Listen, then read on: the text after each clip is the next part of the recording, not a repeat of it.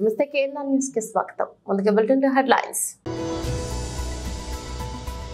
సేవా కార్యక్రమాల ద్వారా ప్రజాభిమానం పొందాలని రాజ్యసభ మాజీ సభ్యుడు జీవీఎల్ నరసింహారావు అన్నారు. పార్వతీపురం మన్యం జిల్లా కలెక్టర్ గా పదవి బాధ్యతలు చేపట్టిన ఏ శ్యామ్ ప్రసాద్. సేవా కార్యక్రమాల ద్వారా ప్రజాభిమానం పొందాలని రాజ్యసభ మాజీ సభ్యుడు జీవీఎల్ నరసింహారావు అన్నారు. రాజ్యసంఘ నేత శ్యామ్ ప్రసాద్ ముఖర్జీ జయంతి జీవీఎల్ జన్మదిన వేడుకలు గాజువాక పార్టీ కార్యాలయంలో నియోజకవర్గ కన్వీనర్ కర్నంరెడ్డి నరసింహారావు ఆధ్వర్యంలో జరిగాయి. ముందుగా ముఖర్జీ చిత్రపటానికి జీవీఎల్ నివాళులర్పించారు. అనంతరం పేదలకు వస్త్రాలను పంపిణీ చేశారు. పాత కర్నవనిపాలెంలో తన తల్లి పేరిట మొక్కనాట కార్యక్రమంలో ఆయన పాల్గొన్నారు. సమాజ సేవకు ప్రతి ఒక్కరూ పునరంకితం కావాలని పిలుపునిచ్చారు. కార్యక్రమంలో పార్టీ నేతలు గూటూరు శంకర్రావు, సోంబాబు, బాట శ్రీనివాసరావు, నాగేశ్వరరావు, ఎల్లాజీ కట్ట, పద్మ తదితరులు పాల్గొన్నారు.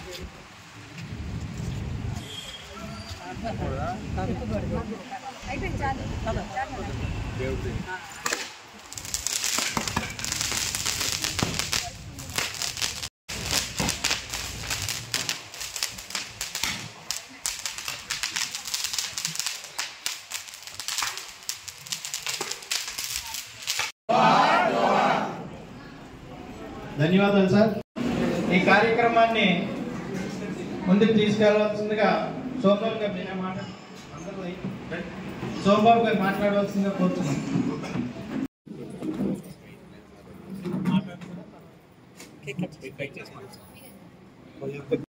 సందర్భంగా తెలియపరుస్తా ఉన్నాం.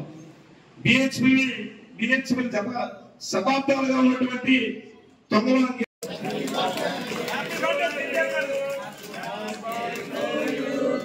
Happy birthday to you.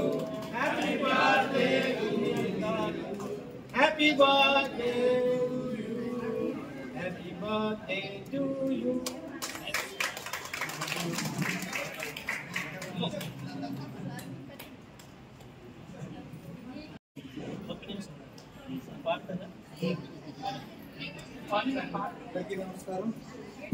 అందరికీ నమస్కారం అండి. మా యొక్క గీతా సింగ్ గారు ఊరిలేదు కాబట్టి ఆ వస్తు పాట నేను పాడేస్తున్నాను.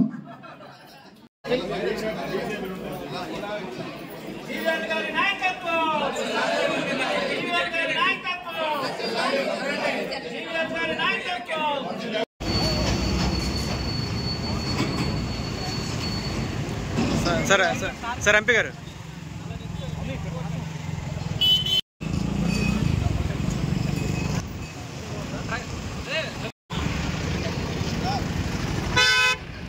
నాడు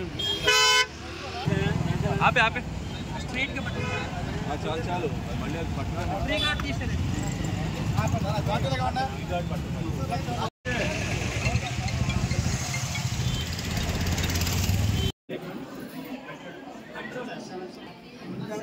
సార్ సార్ కేనర్ గారు చూడలేదు. ఓకే ఓకే సందర్భంగా తెలియపరుస్తా ఉన్నాం. బిహెచ్పి శతాబ్దాలుగా ఉన్నటువంటి అతీతంగా జీవీఎల్ గారి దగ్గరికి వెళ్తే మన సమస్య పరిష్కారం అవుతుందని టాప్ తీసినటువంటి ఏకైక నేత విశాఖపట్నం జిల్లాలో గౌరవ ఎంపీ శ్రీ జీవీఎల్ నరసింహారావు సార్. ఆయనకి పుట్టినరోజు శుభాకాంక్షలు మన గాజువాక అసెంబ్లీ నియోజకవర్గం తరఫు నుంచి ఇక్కడ వచ్చినటువంటి నాయకులు, కార్యకర్తలు అందరి తరఫున తెలియజేసుకుంటూ, మనం చూసాము గత 3 ఏళ్లలో ముఖ్యంగా గాజువాకలోనే ఎక్కువ సమస్యలు ఉన్నాయి. అటు గంగవరంలో ఒక అబ్బాయి మలేషియాలో చనిపోతే కనీసం పోస్ట్ మార్టం అవడం కోసం ఇక్కడ పంపించడం కోసం 6 నెలల నుంచి సంవత్సరం సమయం పడుతుందన్నారు. అప్పుడు సార్ దగ్గరికి ఆ కుటుంబ సభ్యులు ఏడ్చుకుంటూ గ్రామ పెద్దలు అందరూ మేమంతా వెళ్ళి లెటర్ ఇస్తే వెంటనే మన ఇండియన్ ఎంబసీతో మాట్లాడారు. అదేవిధంగా మలేషియా ఎంబసీతో మాట్లాడి వారి యొక్క మృతదేహాన్ని 4 రోజుల లోపు వచ్చే విధంగా కృషి చేసి ఆ కుటుంబానికి ఎంతో ఆదుకున్నారు. ఈరోజు గంగవరం వెళ్తే ఖచ్చితంగా సార్ కోసం అడుగుతారు.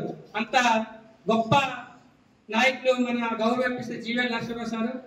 అదేవిధంగా విశాఖపట్నం ఉక్కు కర్మాగారం ఎప్పుడో ప్రైవేట్ గారిని అయిపోతుందని చాలా మంది ప్రతిపక్షాల వాళ్ళు తిరుగుతుంటే సొంత పార్టీలో ఉండి కూడా, బీజేపీలో ఉండి కూడా మేమంతా సార్ దృష్టికి తీసుకెళ్తే ఆయన ఇక్కడ ఎవరైతే పోరాట కమిటీ సభ్యులు ఉన్నారో అఖిల పక్షం, అదేవిధంగా ఆల్ పార్టీస్ లీడర్స్ అందరూ కూడా బీచ్ రోడ్ ఆఫీసులో 3 సార్లు సమావేశమై ఇక్కడ యొక్క సమస్యలు కేంద్ర మినిస్టర్ గారి దృష్టికి, అదేవిధంగా కేంద్ర పార్టీ పెద్ద దృష్టికి తీసుకువెళ్ళి ఈ యొక్క ఉక్కు కర్మాగారాన్ని కాపాడినటువంటి గొప్ప నేత గౌరవ శ్రీ జీవన్ నరసింహరావు గారు, అదేవిధంగా ఇక్కడే ఉన్నారు మన విశాఖ వేముల విద్యాలయం టీచర్స్. వాళ్ళకి ఎటువంటి నోటీస్ ఇవ్వకుండా వాళ్ళని విధులకు రావద్దని చెప్పి స్కూల్కి ఆపేస్తారు. అందులో స్కూల్లో 2000 మంది విద్యార్థులు చదువుకుంటున్నారు.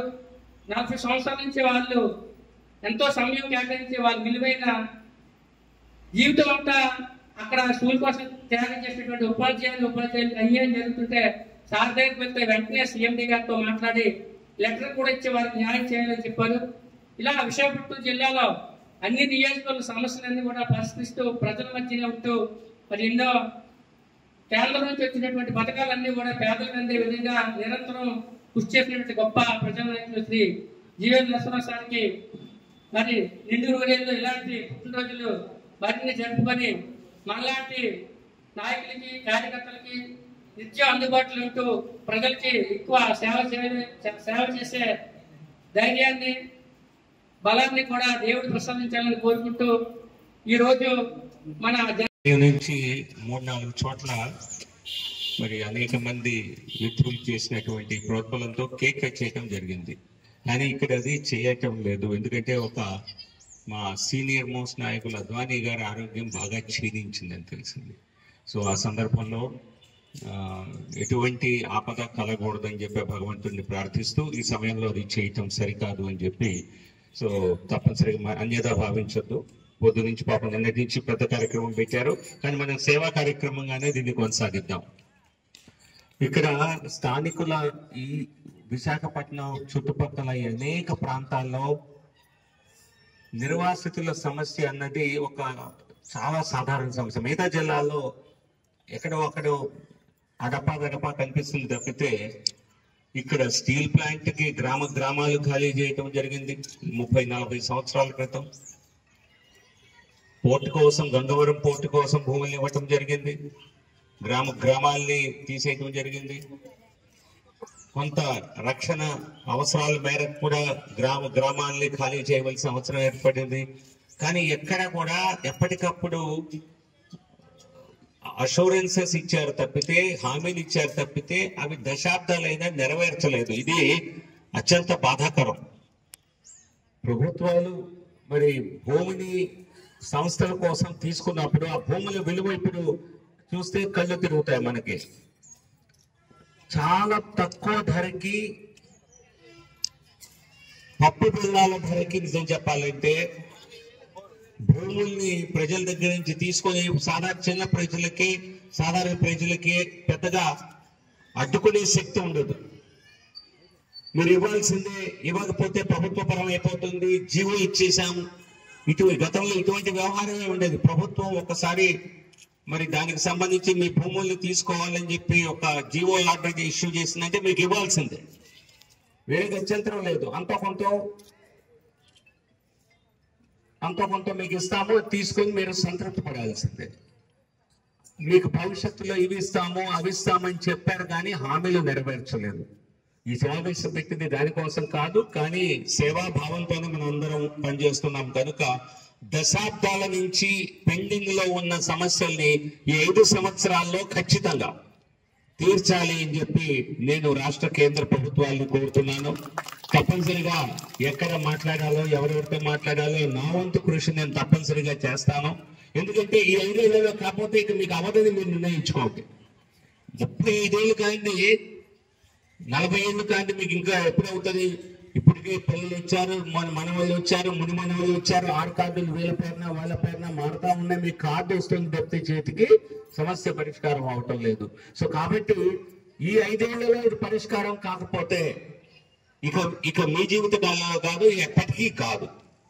సో కాబట్టి ఆ సంకల్పం అంటే గత ప్రభుత్వాలు చేయలేదు, వాళ్ళు తప్పు చేశారు, వీళ్ళు తప్పు చేశారని నిందలు వేయటం కంటే ప్రభుత్వాలు మారినా ఏ ప్రభుత్వం అధికారంలో, ఏ పార్టీ అధికారంలో ఉన్నా అది వారి ప్రభుత్వాన్ని. పార్వతీపురం మన్యం జిల్లా కలెక్టర్ గా పదవి బాధ్యతలను చేపట్టారు ఏ శ్యాంప్రసాద్. ఆదివారం జిల్లా కలెక్టర్ గా శ్యాంప్రసాద్ కు ఘనంగా స్వాగతం పలికారు జిల్లా అధికారులు. ఈ సందర్భంగా ఆయన మాట్లాడుతూ సమర్థవంతంగా ప్రభుత్వ సంక్షేమ అభివృద్ధి పథకాల అమలుకు కృషి చేస్తానని, అందరి సహకారంతో జిల్లా అభివృద్ధికి కృషి చేస్తానని, పార్వతీపురం మన్యం జిల్లా కలెక్టర్ గా పనిచేయడం నా అదృష్టంగా భావిస్తున్నానని తెలిపారు. అది మనకి పార్వతీపురం మన్యం జిల్లాకి రెండవ కలెక్టర్గా రావడం చాలా సంతోషంగా ఉంది. ఈ జిల్లా ముఖ్యంగా బాగా వెనుకబడిన జిల్లా ఉత్తరాంధ్రలో. సో ఈ జిల్లాలో మనకి 2 ఐటీడీఏలు కూడా ఉన్నాయి, సీతంపేట అండ్ పార్వతీపురం. సో 1/3 ప్రాంతం మనకి ఫారెస్ట్ ఏరియా కూడా ఉంది ఇక్కడ. సో ఈ ట్రైబల్ వెల్ఫేర్ డిపార్ట్మెంట్స్ని కానీ ట్రైబల్ డెవలప్మెంట్తో పాటుగా ఎడ్యుకేషన్, హెల్త్ అండ్ ఇన్ఫ్రాస్ట్రక్చర్ మీద, డెవలప్మెంట్ మీద, మౌలిక వసతుల కల్పన మీద ప్రత్యేకమైన దృష్టి సారించడం జరుగుతుంది. ఏవైతే ప్రాజెక్ట్స్ ఉన్నాయో అవన్నీ కూడా ముందుకు తీసుకెళ్ళడం జరుగుతుంది. అండ్ రానున్న రోజుల్లో క్షేత్రస్థాయిలో ఇంకా ఎక్కువగా విస్తృతంగా పర్యటించి జిల్లా మీద పూర్తిగా విషయం సంగ్రహించిన తర్వాత ఇంకా మరింత చెరువుగా పబ్లిక్ సర్వీస్ చేయడానికి దృఢ సంకల్పంతో ఉన్నాం. నేను 2009 డిప్యూటీ కలెక్టర్ అండి. 9. సో నేను ఫస్ట్ ఆర్డీఓగా కూడా నేను ఖమ్మంలో చేశాను. అంటే ఖమ్మంలో పాల్వంచ, అక్కడ ట్రైబల్ ఏరియాలోనే ఎక్కువగా చేశాను. అది భద్రాచలం దగ్గర ఉంది. దాని తర్వాత మనం టెక్కలి ఆర్డీఓ కూడా చేశాను. సో ఈ ప్రాంతం మీద కొంచెం అవగాహన కూడా ఉంది. టెక్కలి కొంచెం దగ్గరగా, అప్పట్లో పాలకొండ అంతా శ్రీకాకుళంలో ఉండింది కదా. సో దాని తర్వాత పీటీడీఆర్డీఏ కుప్పం స్పెషల్ ఆఫీసర్గా కూడా చేశాను. తర్వాత నేను స్టేట్ లెవెల్ ఎగ్జిక్యూటివ్ డైరెక్టర్గా కూడా చేశాను, ఏపీఐఏసీ. తర్వాత జాయింట్ సెక్రటరీ టు గవర్నర్ కూడా చేయడం జరిగింది 2 years. తర్వాత పల్నాడు జాయింట్ కలెక్టర్, తర్వాత ఇక్కడికి రావడం. సో ఈ జిల్లాకు రావడం చాలా సంతోషంగా ఉంది. బులెటిన్ ముగించే ముందు హెడ్లైన్స్ మరోసారి. సేవా కార్యక్రమాల ద్వారా ప్రజాభిమానం పొందాలని రాజ్యసభ మాజీ సభ్యుడు జీవీఎల్ నరసింహారావు అన్నారు. పార్వతీపురం మన్యం జిల్లా కలెక్టర్ గా పదవి బాధ్యతలు చేపట్టిన ఏ శ్యాంప్రసాద్. మరో బులెటిన్లో మళ్ళీ కలుద్దాం. అంతవరకు సెలవు. నమస్తే.